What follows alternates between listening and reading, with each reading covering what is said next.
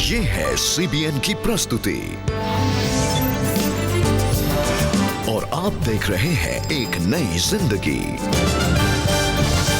Hey, good morning. Welcome to एक नई जिंदगी। गुड मॉर्निंग दोस्तों, एक नई जिंदगी के आज के खास एपिसोड में हम आपका स्वागत करते हैं। जैसा कि आप जानते हैं, ये हमारा क्रिसमस स्पेशल वीक चल रहा है और हर एक एपिसोड के द्वारा हम परमेश्वर के और नज़दीक आने की कोशिश कर रहे हैं। हम जान रहे हैं कि क्रिसमस के सही मायने क्या है। बिल्कुल सही। और क्रिसमस से जब आपने बोला तो आपको पता है एक बहुत बड़ा तारा, जी, बहुत विशाल तारा था, जी, अद्भुत तारा कहते हैं उसको। वो कुछ पूर्व से कुछ बुद्धिमान लोग आए थे। जी, याद आया? जी, जी, दर्शकों याद आ रहा है ना? इस कहानी को हम सब जानते हैं। और वो पहुंचे कहाँ पे? गौशाला में। जी, और वहां पे किसको मिला है? वो उन्होंने बालक यीशु को देखा। हाँ दर्शकों, और फिर उन्होंने अपने खजाने खोले और उन खजानों में 3 किस्म के अलग अलग गिफ्ट्स दिए, तोहफे दिए उन्होंने। जी बिल्कुल, जैसे सोना, लोबान और मुर। जी। और आज रिबेका हम किस पे बात करने वाले हैं? दोस्तों, आज हम सोने के बारे में बात करेंगे क्योंकि इस पूरे हफ्ते में हम हर एक तोहफे के सिग्निफिकेंस को जानेंगे। और आज हम बात करेंगे कि जो सोना है उसका क्या सिग्निफिकेंस है, प्रभु यीशु मसीह के साथ वो कैसे एसोसिएटेड है। मेरे ख्याल से तो जो सोना है ना, वो तो किसी राजा के लिए होना चाहिए, सम रॉयल्टी, कोई शाही शहंशाह के लिए। पर वो एक बालक, वो भी एक चरनी में, एक गौशाला में, और उसके लिए सोना एक तोहफा बन के आया। ये एक जरा अद्भुत चीज नहीं लग रही आपको? और इसी अद्भुत चीज के बारे में हम और गहराई से जानेंगे आज के प्रोग्राम में। जी दोस्तों, और आगे बढ़ते हुए आज हम आपकी मुलाकात कराने जा रहे हैं जयराज से। ये बुरी आदतों और बुरे कामों में ऐसे फंसे कि एक दिन उम्र कैद में जेल पहुंच गए। जिस इंसान को उम्र कैद की सजा सुना दी गई हो, उसके लिए जीवन में क्या कोई आशा है दोस्तों? आइए दोस्तों, जयराज से मिले और उनके जीवन की इस सच्ची कहानी को हम सुने। परिवार में सबसे छोटा बेटा होने और लाड़ प्यार के कारण जयराज बड़े होकर एक बहुत ही गुस्सैल और लापरवाह इंसान बन गए। मैं बचपन से ही बहुत गुस्सैल था। जब मैं बात करता था तो अगर कोई बीच में कुछ कहने की कोशिश करता तो मैं सहन नहीं कर पाता था। मैं ऐसा इंसान था जिसे बस अपनी बात को ही आगे रखना होता था, मुझे बस जीतना होता था। यहाँ तक कि शादी और खुद के बच्चे होने के बाद भी जयराज के रवैये में कोई बदलाव नहीं दिखा। जब मैं 19 साल का था तब मेरी शादी हो गई थी। फिर उसके फौरन बाद ही हमारे 2 बच्चे हुए। इन हालातों में भी मैंने कभी अपने परिवार की परवाह नहीं की और ना ही कभी उनकी जिम्मेदारी ली। असल में मुझे नशे की लत लग गई थी और मैं शराब का आदी हो गया था और हर समय बस अपने दोस्तों के साथ रहता था और उन्हीं के साथ नशे में रहता था। एक दिन नशे में धुत जयराज ने एक हिंसक अपराध किया जिसने उसके जीवन को अंधकार में डुबो दिया। मेरी एक बहन थी और एक लड़का उसे परेशान कर रहा था और उसने उसे रुला दिया था। और वो लड़का बहन को बहकाने की कोशिश करता था। उसने कई बार ऐसा करने की कोशिश की। उस लड़के ने फिर दोबारा मेरी बहन पर हमला करने की कोशिश की। मैं उस समय बहुत नशे में था। मैं इतना नशे में था कि अपने पैरों पर खड़ा नहीं हो सकता था। उस समय मुझे गुस्सा आ गया। मैंने उस लड़के को धक्का दे दिया जिससे वो नीचे गिर गया। दिसंबर 2006 में जयराज दोषी साबित हुए और उन्हें आजीवन कारावास की सजा सुनाई गई। राजमुंद्री सेंट्रल जेल में जाने के बाद पहले दिन से ही मुझे बहुत मुश्किल परिस्थितियों का सामना करना पड़ा। उन्होंने मेरे कपड़े उतारे और मुझे चेक किया। वे बहुत ही रिस्ट्रिक्टेड और गुस्से में थे। उन्होंने मुझे लाठियों से पीटा। मुझे बहुत शर्मिंदगी हुई। उन हालातों में मैं बहुत रोया। मुझे बहुत ज़्यादा तकलीफ हो रही थी। दिल में उदासी के साथ मैंने बहुत कुछ झेला था। मैं सोचता था कि मेरे जीवन में ये क्या हो गया है, ये क्या हो गया है। एक दिन एक कैदी जयराज से मिला और उन्हें जेल की चर्च के बारे में बताया और जयराज को वहां आने के लिए आमंत्रित किया। पास्टर ने यहेजकेल की पुस्तक से 33:11 वचन सुनाया कि मुझे दुष्ट की मृत्यु से प्रसन्नता नहीं होती, बल्कि इससे होती है कि दुष्ट अपना कुमार्ग छोड़ दे और जीवित रहे। पहली बार मैं चर्च गया और पहले वचन से ही परमेश्वर ने मुझे छुआ। परमेश्वर के वचन को सुनने के बाद मेरा हृदय बदल गया। मुझे लगा जैसे कोई बोझ उतर गया हो। मैं प्रतिदिन चर्च जाने लगा। हम रोज सुबह प्रार्थना करते थे। जयराज ने प्रभु यीशु मसीह में आशा पाई और अपने पापों को स्वीकार करते हुए प्रार्थना करना शुरू कर दिया और परमेश्वर से मदद मांगी। मैंने परमेश्वर के सामने अपने सभी पापों का पश्चाताप किया, आंसुओं से प्रार्थना की। मैंने परमेश्वर से एक चीज मांगी कि जैसे एक कोढ़ी जब प्रभु यीशु मसीह के पास आया और बोला, यदि तू चाहे तो मुझे शुद्ध कर सकता है, इसी तरह मैं भी तुझसे प्रार्थना करता हूँ। अगर तू चाहे तो मुझ पर कृपा कर और मुझे उद्धार दे प्रभु। यदि नहीं तो भी ठीक है, पर अगर तू मुझे छुड़ाएगा तो मैं एक गवाही के रूप में जीवित रहूंगा। और उस दिन मैं रोया और मैंने उपवास के साथ प्रार्थना की। उनके बदलते जीवन को देखकर जेल अधिकारियों ने उनकी सजा पूरी होने से बहुत पहले ही उन्हें रिहा कर दिया। आज जयराज इस बात के जीते जागते गवाह हैं कि प्रभु यीशु मसीह पापियों को जीवन के बंधन से मुक्त करने के लिए इस धरती पर आए। 1 मार्च साल 2011 को मैं जेल से रिहा हुआ और बाहर आया। जैसा कि अय्यूब 22:30 में लिखा है, वो निर्दोष को भी छुड़ाता है, बल्कि मैं तो दुनिया की नजरों में, सरकार की नजर में, अधिकारियों की नजर में, सबकी नजर में दोषी ठहराया गया था। मुझे आजीवन कारावास की सजा सुनाई गई थी, पर परमेश्वर ने मुझे अपने वचन के माध्यम से छुड़ाया। मैंने अपने सभी पापों को परमेश्वर के सामने स्वीकार किया और परमेश्वर द्वारा निर्दोष साबित किया गया। मेरे दिल में कोई बेईमानी नहीं है। परमेश्वर ने मुझे निर्दोष किया।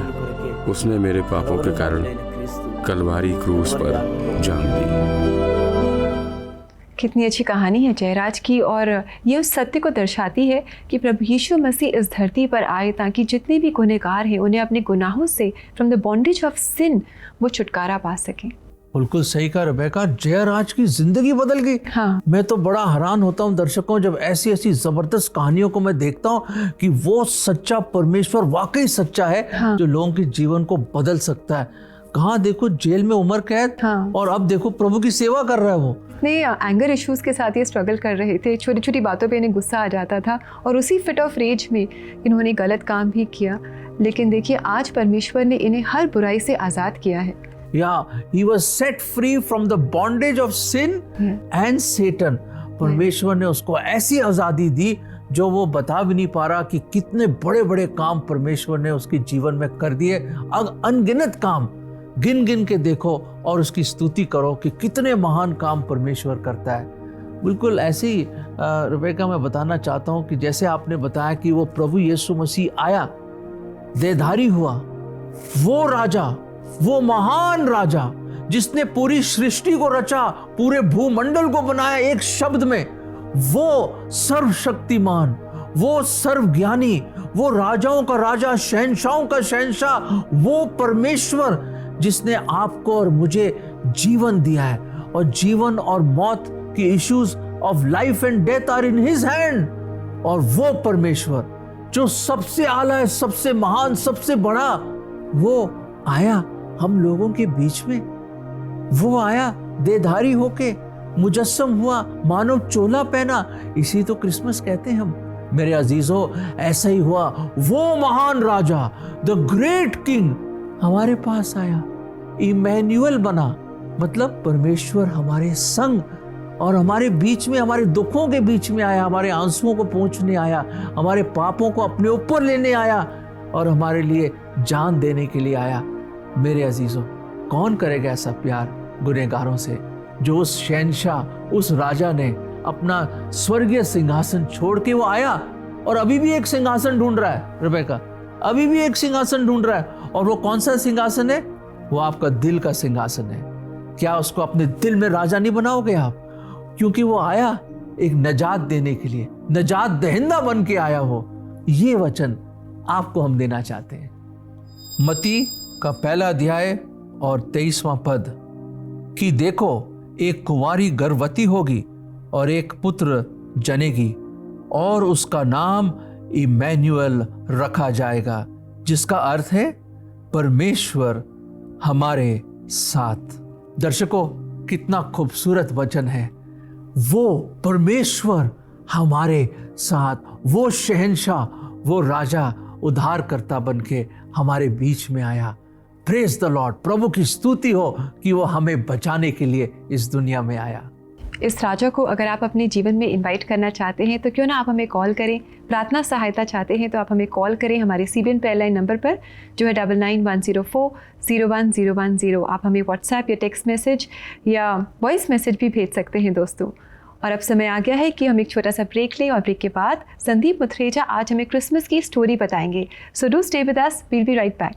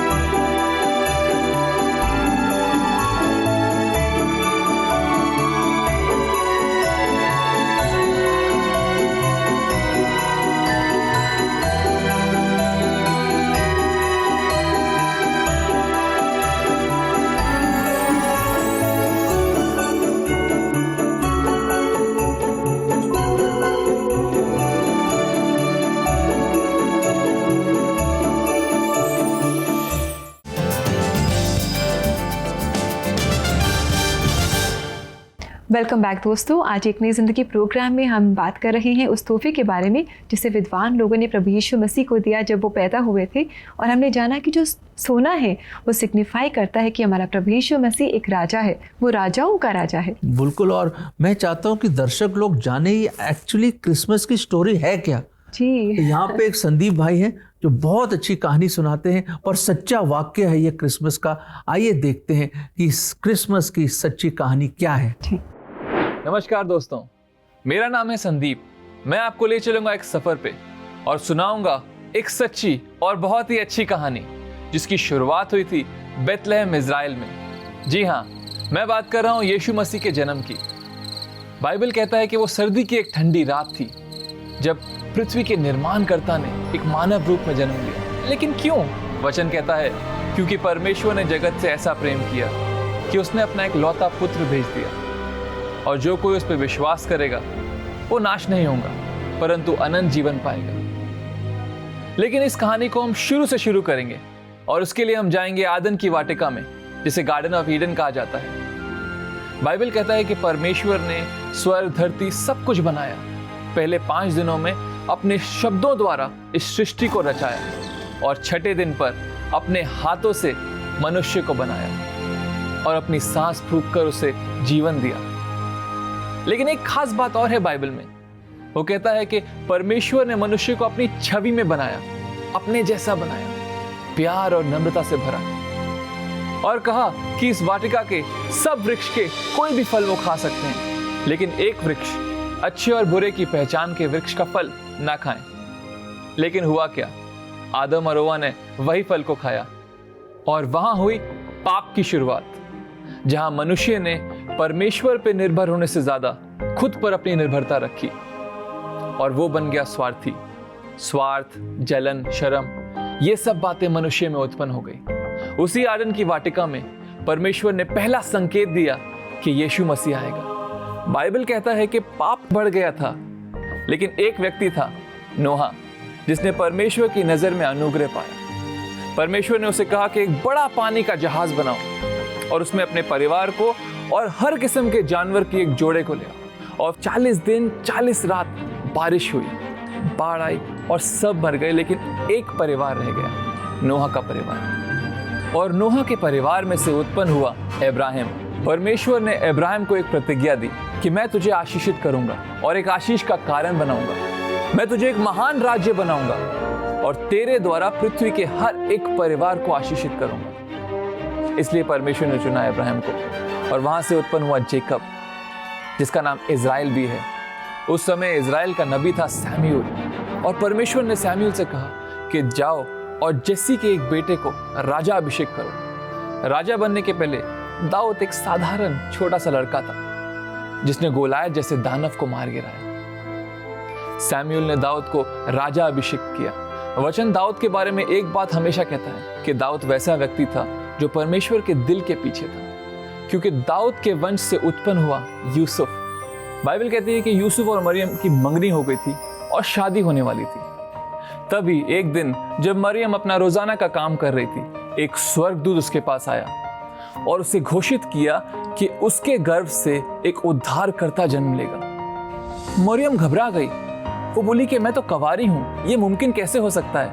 पर स्वर्गदूत ने कहा कि पवित्र आत्मा का सामर्थ्य उसके ऊपर आएगा और वो गर्भवती होगी और यीशु को जन्म देगी। मरियम ने उसे स्वीकारा। पवित्र आत्मा का सामर्थ्य मरियम के ऊपर आया और वो गर्भवती हो गई। जब यूसुफ को पता लगा कि उसकी मंगेतर मरियम गर्भवती हो गई है, तो उसने फैसला किया कि वो उसे छोड़ देगा। उसी रात यूसुफ के सपने में एक स्वर्गदूत आया और उसने उसे बताया कि मरियम गर्भवती पवित्र आत्मा के सामर्थ्य से हुई है और वो विश्वास योग्य है। और उसने यूसुफ से कहा कि वो मरियम को अपनी पत्नी के नाते स्वीकार करे। उसने ये भी कहा कि उसके पेट में जो बच्चा है उसको वो यीशु का नाम दे। यीशु, जिसका मतलब है कि वो अपने लोगों को उनके पापों से बचाएगा। और साथ ही साथ उसने ये भी कहा कि उसका एक और नाम होगा, इमैनुएल, जिसका मतलब है कि परमेश्वर हमारे साथ है। उस समय इज़राइल रोमियो के अधिकार में था और उसने एक दिन घोषणा की कि मैं अपने देश के हर एक व्यक्ति की गिनती करना चाहता हूँ। उस घोषणा के अनुसार हर किसी को अपने अपने शहर वापस जाना पड़ा, क्योंकि यूसुफ और मरियम बेतलहम के थे, उन्हें भी अपने शहर बेतलहम लौटना पड़ा। पर उस समय मरियम गर्भवती थी और यीशु को जन्म देने ही वाली थी। जब वो बेतलहम पहुंचे तो यीशु के जन्म का समय आ गया था। उन्होंने बहुत सारे कमरों की खोज की, पर उन्हें कोई जगह नहीं मिली। और फिर थक हार कर यूसुफ ने एक तबेला ढूंढा। आप सोच सकते हैं, परमेश्वर जिसने सृष्टि का निर्माण किया, उसने अपने जन्म के लिए एक तबेला चुना। वहां तबेले से थोड़ी दूर कुछ चरवाहा लोग अपनी भेड़ को संभाल रहे थे और अचानक एक स्वर्गदूत आ गया और उसने कुछ इस तरह घोषणा की कि मैं एक आनंद का सुसमाचार लेकर आया हूं जो हर एक व्यक्ति के लिए है। और उस स्वर्गदूत ने एक चिन्ह बताया, बोला कि एक बच्चा साधारण से कपड़ों में एक चरनी में पाया जाएगा और वही होगा संसार का उद्धार करता। वहां दूसरी ओर 3 मजूसी लोग जो तारे की सहायता से उस तबेले में आ पहुंचे, ढूंढते हुए यहूदियों के राजा को। और उन्होंने देखा एक छोटे से बालक को। सोना, लोबान, मोर, ऐसे कई कीमती तोहफे आके यीशु के चरणों में डाल दिए। और मरियम के हाथ में एक बालक, जो साधारण बालक नहीं था, लेकिन इस सृष्टि का निर्माण करता था। और उसी उद्धारकर्ता के जन्म को आज हम क्रिसमस के दिन मनाते हैं। कितना अच्छा लगा क्रिसमस की स्टोरी को जान करके, और संदीप मुथरेजा जी ने कितने अच्छे से हमें इस कहानी को समझाया भी। बिल्कुल। और रेबेका, ये एक सच्चा वाकया, ये इतिहास के पन्ने हैं जो उन्होंने बताया। This is the true living history जो हमने सुना, कोई मनगढ़ंत कहानी नहीं है। It is a true living fact कि खुदा मुजस्सम हुआ, आया हमें बचाने के लिए। Emmanuel, God with us. जी बिल्कुल दोस्तों, और अगर आप भी बाइबल के बारे में और जानना चाहते हैं, संदेशों को सुनना चाहते हैं और इंकरेजमेंट चाहते हैं, परमेश्वर की जो सच्चाई है उसके बारे में आप जानना चाहते हैं, तो आप वेबसाइट को ज़रूर विज़िट करें, जो है www.cbnindia.org। यहाँ पर आप संदेश पढ़ेंगे और परमेश्वर के वचनों को पढ़ेंगे और इंकरेजमेंट पाएंगे।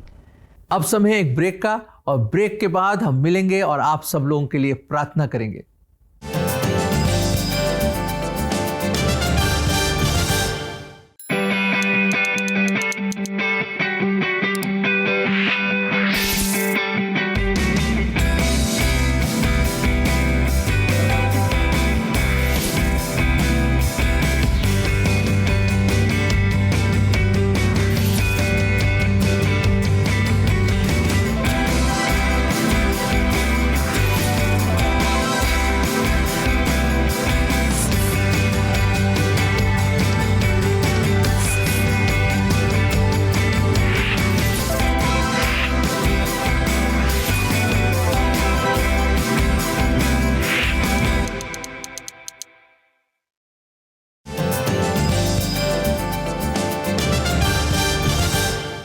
वेलकम बैक दोस्तों, ये हमारा क्रिसमस स्पेशल वीक चल रहा है और हम इस वीक के द्वारा जान रहे हैं कि क्रिसमस का सही मतलब क्या है, क्रिसमस के सही मायने क्या हैं। और आज हमने जो सोना है, जो उपहार के तौर पे प्रभु यीशु मसीह को दिया गया था, उसके मायने को हमने जाना कि हमारा प्रभु यीशु मसीह हमारा राजा है, वो राजाओं का राजा है। और बेका अब प्रार्थना का समय है, और पहला रिक्वेस्ट जो मैसेज आया है व्हाट्सएप के द्वारा वो फ्लोरी से है। और फ्लोरी यूँ कहती है, हम आर्थिक तंगी से गुजर रहे हैं, मेरे पास भी कोई नौकरी नहीं है, हम कर्जे में डूबे हुए हैं और समझ नहीं आ रहा कि करें तो क्या करें और इस कर्जे को कैसे चुकाएं। हम बहुत मुश्किल में फंसे हुए हैं, बहुत तनाव में हैं।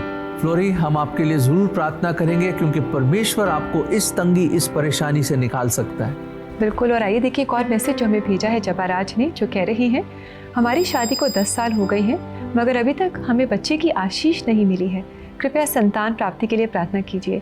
थैंक यू सो मच जबाराज जी कि आपने अपनी इस रिक्वेस्ट को हमारे साथ शेयर किया। हम ज़रूर आपके लिए प्रार्थना करेंगे ताकि परमेश्वर आपको ये आशीष दे, ये वरदान दे और आप भी एक संतान के सुख को अपने जीवन में एक्सपीरियंस कर पाएँ।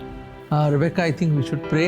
हम दुआ करें फ्लोरी और जबाराज के लिए, और हम सब दर्शकों के लिए भी प्रार्थना करें जो किसी ना किसी परेशानी में शायद फंसे हैं या कोई टेंशन आपको खा रही है। Let us pray. प्रभु जी, हम धन्यवाद करते हैं खास तौर से कि जब भी कोई परेशानी हो या जब भी एनी टाइम हम आपके पास आ सकते हैं, क्योंकि आप ऐसे दयालु प्रेमी परमेश्वर है, बिल्कुल एक पिता की तरह। हम एक छोटे बच्चों की तरह आपके पास जा सकते हैं और आपके आगोश में आ सकते हैं और अपनी सारी ज़रूरतों को, प्रॉब्लम्स को आपके सामने उंडेल सकते हैं। प्रभु जी, फ्लोरी और जबाराज के लिए दुआ करते हैं। प्रभु जी, आप दया करें उनके जीवन में जो कर्जे हैं, जो परेशानियां हैं, जो ट्रबल्स हैं, जो भी कुछ प्रॉब्लम्स हैं। और ख़ास तौर से हमारे जो दर्शक देख रहे हैं जो शायद अपने प्रॉब्लम्स को किसी के साथ शेयर भी नहीं कर सकते, प्रभु जी हम आपके साथ शेयर कर सकते हैं। प्रभु जी, आप उनके साथ भी रहिए, उनके हर मुसीबत, हर परेशानी, हर डिफ़िकल्टी में प्रभु जी आप उनका सहायक बने, उनके मददगार बने। और प्रभु जी, आप अपनी बड़ी दया, बड़ी कृपा से और अपने सॉवरेन विल में प्रभु जी आप उनको इनमें से निकालिए, ताकि वो जाने कि आप एक सच्चे जीवत परमेश्वर है जो प्रार्थनाओं को सुनते हैं और उसका उत्तर भी देते हैं। ये प्रार्थना विश्वास के द्वारा हम प्रभु यीशु मसीह के नाम में मांगते हैं, आमीन। आमीन। मेरे प्रिय दर्शकों, हमने तो प्रार्थना करी है, परमेश्वर उसका उत्तर जरूर देगा, क्योंकि वो एक सच्चा परमेश्वर है, हमसे बहुत प्यार करता है और वो चाहता है आप इन मुसीबतों, इन प्रॉब्लम से जरूर निकल के आए। और ये सच्चा परमेश्वर इस जगत में क्यों आया, आइए दोस्तों इस वचन के द्वारा हम जानें।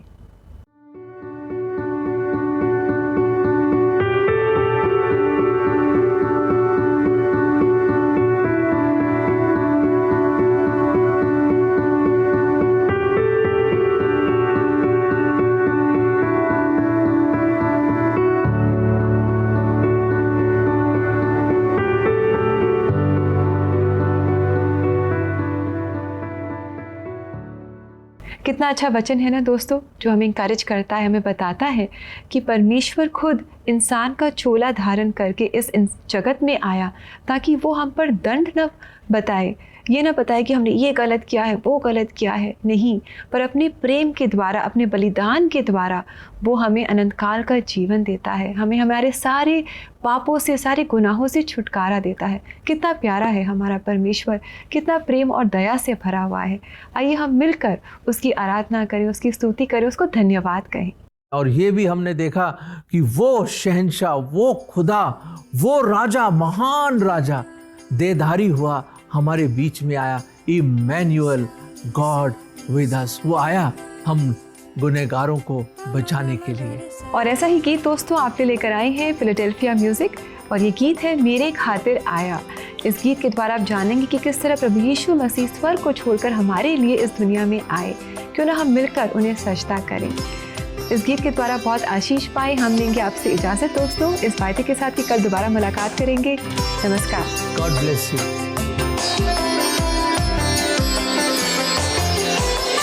दुनिया गुनाहों में डूबी हुई थी, खोई हुई थी,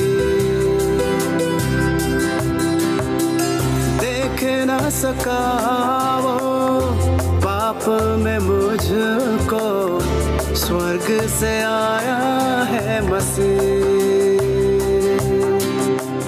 तरस मुझ पर खाया, मेरे खातिर आया, तरस मुझ पर खाया, मेरे खातिर आया, पापों से छुड़ाया है मसीह। आओ वंदना करें यीशु की, आओ सजदा करें यीशु को, आओ वंदना करें यीशु की, आओ सजदा करें यीशु को।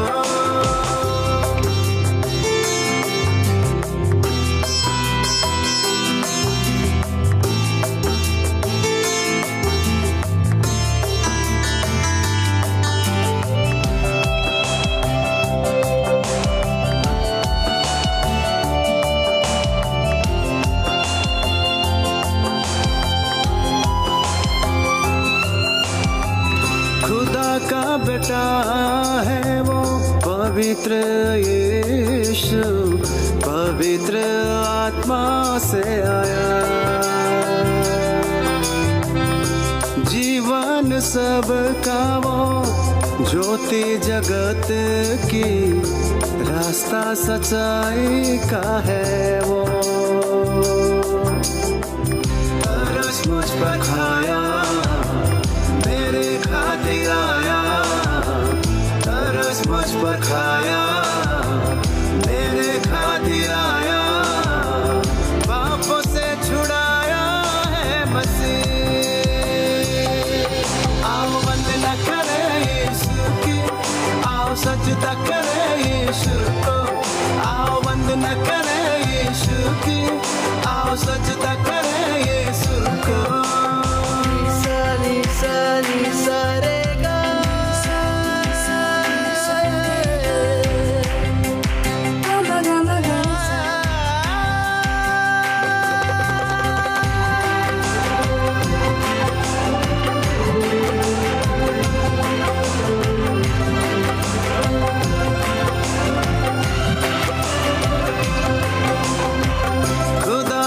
वचन है वो देहधारी होकर जग का उद्धारक बना, अनुग्रह सच्चाई से परिपूर्ण होकर हमारे बीच में आया, तरस मुझ पर खाया, मेरे खातिर आया, तरस मुझ पर खाया, मेरे खातिर आया, पापों से छुड़ाया है मसीह।